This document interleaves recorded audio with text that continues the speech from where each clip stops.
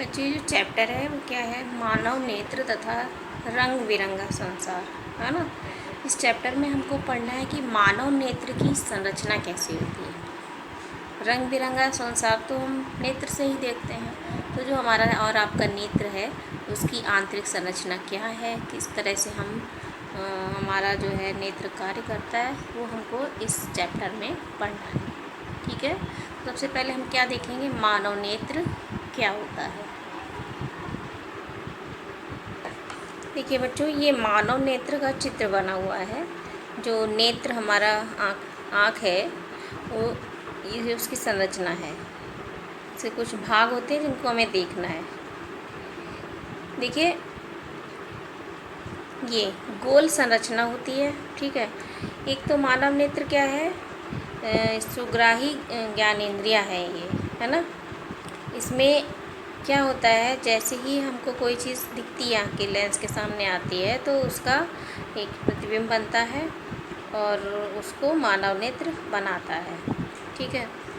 तो ये है क्या, नेत्र जो है वो एक कैमरे की भांति होता है। जैसे कैमरे के सामने जो पिक्चर आया वो उसको खींच देता है, उसी तरह से ये है। इसका लेंस प्रकाश सुग्राही पर्दा होता है एक, ये है ना। यहाँ पर कोई भी वस्तु है उसका प्रतिबिंब बनता है, इसको रेटिना कहते हैं, ठीक है। और ये देखिए यहाँ पर जो इसके पार्ट्स हैं उसको मैं समझा रही हूँ पहले आपको। ये आपका दृष्टिपटल, ठीक। ये आपकी यहाँ ये जो लेंस है उसमें क्या क्या है उसको समझिए ध्यान से। ये पुतली, ये परितारिका है, ठीक है। ये क्या करती है, एडजस्टमेंट करती है। कोई भी जो प्रतिबिंब बनता है उसको को नियंत्रित करती है किस तरह से वो बनेगा। ये आपका स्वच्छ मंडल है, ये आपका लेंस है, दिख ही रहा है आपको। ये नेत्रोध है, इसके बाहर ये उभरा हुआ थोड़ा सा भाग होता है हमारी आँख में, जो थोड़ी सी आँखें उभरी हुई होती हैं, ये पोर्शन हमको दिखाई पड़ता है, ये अंदर का भाग में नहीं दिखाई पड़ता है। ये दृष्टिपटल होता है, ये दृक तंत्रिकाएँ होती हैं यहाँ पे। इससे क्या होता है, प्रकाश यहाँ पर प्रकाश की संवेदनाएं हमको सारी यहाँ मिलती हैं। और आँख के अंदर एक जो द्रव भरा रहता है वो क्या होता है, काचाव द्रव होता है। क्या होता है, काचाव द्रव होता है। ये स्वच्छ मंडल है आपका, ये कार्निया कहलाता है इंग्लिश में, ठीक है।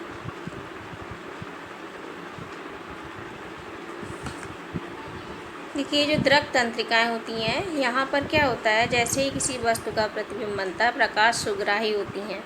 यहाँ से ये जो तंत्रिका कोशिकाएँ होती हैं, यहाँ पर क्या वस्तु रखी है, जैसे ये पेंसिल है, इसका प्रतिबिंब यहाँ पर उल्टा बनेगा रेटिना पर, ठीक है।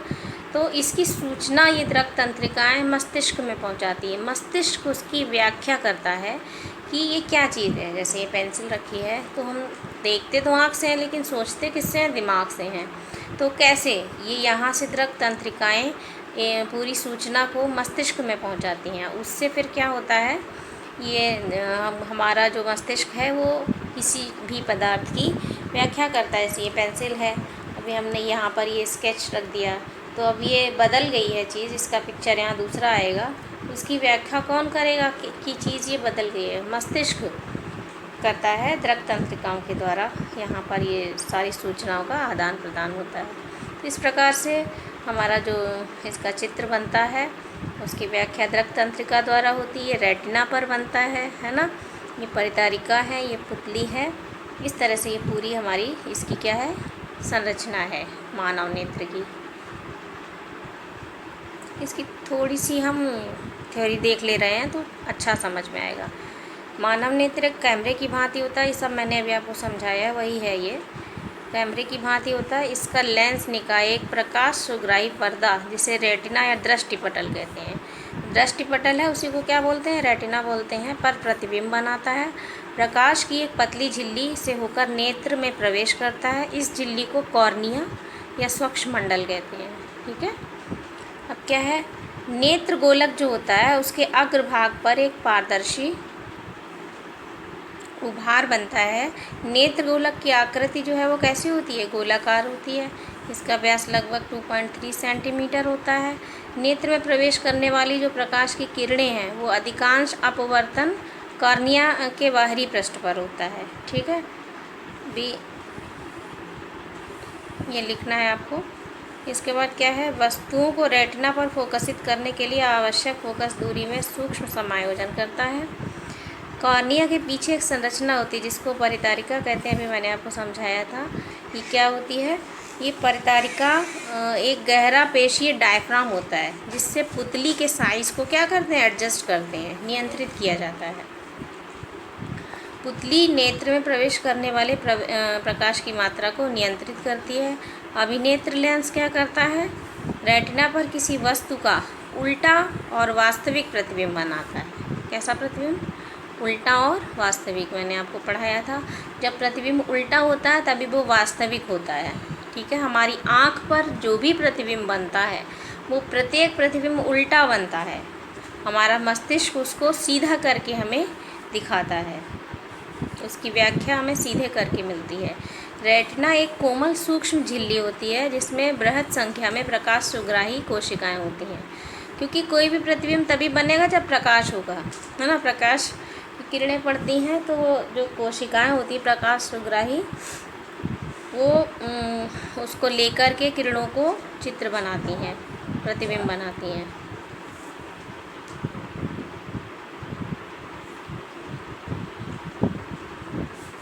प्रदीप्त होने पर प्रकाश सुग्राही कोशिकाएं सक्रिय हो जाती हैं तथा विद्युत सिग्नल उत्पन्न करती हैं। ये सिग्नल क्या करते हैं, दृक तंत्रिकाओं द्वारा मस्तिष्क में पहुंचा दिए जाते हैं। मस्तिष्क इन सिग्नलों की व्याख्या करता है। सिग्नल मीन्स क्या चीज़ आई है। अंततः इस सूचना को संसाधित करता है जिससे कि हम किसी वस्तु को जैसा है वैसा ही देख सकें। देखिए, अब हमें क्या पढ़ना है, नेत्र की समंजन क्षमता क्या होती है। समंजन का मतलब होता है एडजस्ट करने की बात। किस तरह से करते हैं, देखिए। अभिनेत्र की लेंस की वह क्षमता जिसके कारण वह अपनी फोकस दूरी को समायोजित कर लेता है, समंजन कहलाता है ना। पास की वस्तु है तो पास की भी दिख जाती है, दूर है वस्तु तो दूर की वस्तु भी हम देख लेते हैं। अभिनेत्र लेंस की फोकस दूरी एक निश्चित न्यूनतम सीमा से कम नहीं होती है। इसका मतलब क्या है ना, कि एक निश्चित है दूरी, उससे कम अगर होगी तो हमको वो चीज़ सही दिखाई नहीं पड़ेगी, है ना। आपने देखा होगा, देखिए अभी हमें कोई चीज़ देखनी है तो हम क्या करते हैं, अपनी आँख से थोड़ी सी दूर ले जाते हैं। अगर हम उसको बिल्कुल पास में रखेंगे तो हमको धुंधली दिखाई पड़ती है। वही यहाँ लिखा है, किसी वस्तु को आराम से सुस्पष्ट देखने के लिए आपको इसे अपने नेत्रों से कम 25 सेंटीमीटर दूर रखना होता है। वह न्यूनतम दूरी जिस पर रखी हुई कोई वस्तु बिना किसी तनाव के अधिक स्पष्ट देखी जा सकती है, उसे क्या कहते हैं, सुस्पष्ट दर्शन की अल्पतम दूरी कहते हैं। इसे नेत्र का निकट बिंदु भी कहते हैं। किसी सामान्य दृष्टि के तरुण वयस्क के लिए निकट बिंदु की आँख से जो दूरी होती है वो 25 सेंटीमीटर होती है ना। वह दूरतम बिंदु, जो दूर का बिंदु है, फार पॉइंट इसको कहते हैं इंग्लिश में, जिस तक कोई नेत्र वस्तु को सुस्पष्ट देख सकता है, नेत्र का वो दूर बिंदु कहलाता है। ठीक है, सामान्य नेत्र के लिए अनंत दूरी पर होता है। इस प्रकार हम क्या कह सकते हैं, एक सामान्य नेत्र 25 सेंटीमीटर से अनंत दूरी तक रखी सभी वस्तुओं को सुस्पष्ट देख सकता है। ये हमारे नेत्र की क्या हो गई, समंजन क्षमता हो गई। ठीक है, अभी आप लोगों ने सुना होगा कि कहते हैं किसी को मोतिया बिंद हो गया, तो वो क्या होता है मोतिया बिंद। देखिए ज़रा, कभी कभी अधिक आयु के कुछ व्यक्तियों के नेत्र का क्रिस्टलीय लेंस दूधिया या धुंधला हो जाता है। इस स्थिति को क्या कहते हैं, मोतियाबिंद कहते हैं। उसकी आँख की रेटिना पर इस केस में क्या होता है, प्रतिबिंब स्पष्ट नहीं मिलता है।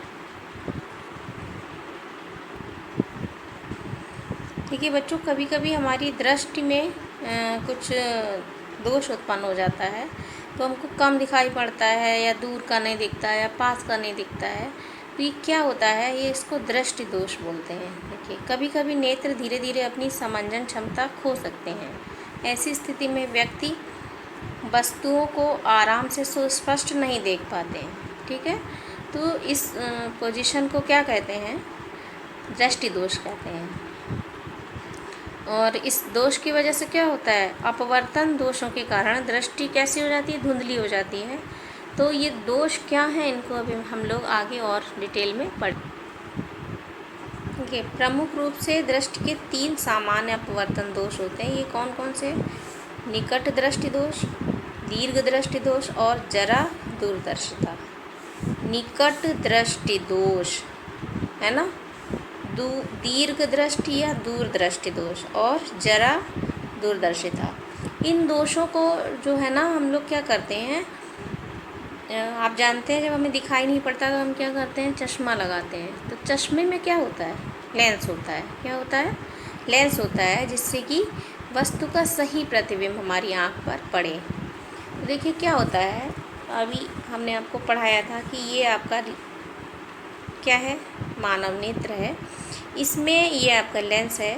यहाँ कोई ये वस्तु रखी हुई है और इसका प्रतिबिंब जब यहाँ बनेगा, यानी कि रेटिना, ही दृष्टि पटल या रेटिना है, तब वो वस्तु हमको सही दिखेगी। अगर वो इधर बन जाए तब भी हमको वो वस्तु सही नहीं दिखाई पड़ेगी, और इधर बन जाए तब भी ठीक से नहीं दिखाई पड़ेगी। तो हमें क्या करना है? निकट दृष्टि दोष को अभी हम देख रहे हैं कि क्या होता है। देखिए, ये निकट दृष्टि दोष को निकट दृष्टिता भी कहते हैं। इस दोष में क्या होता है?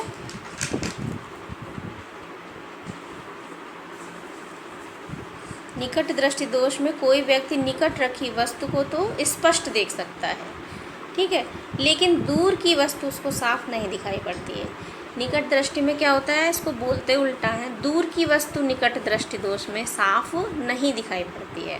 कभी कभी होता है ना, दूर की नज़र कमज़ोर हो जाती है जिसको बोलते हैं। तो वो क्या पोजीशन है, उसको ज़रा इस चित्र से देखिए। ये हमारा नेत्र है। यहाँ पर जब वस्तु का प्रतिबिंब बनता है तो वो सही है, यानी कि वो नेत्र हमारा सही है। निकट दृष्टि दोष युक्त नेत्र का जो दूर बिंदु है उसको देखिए क्या है।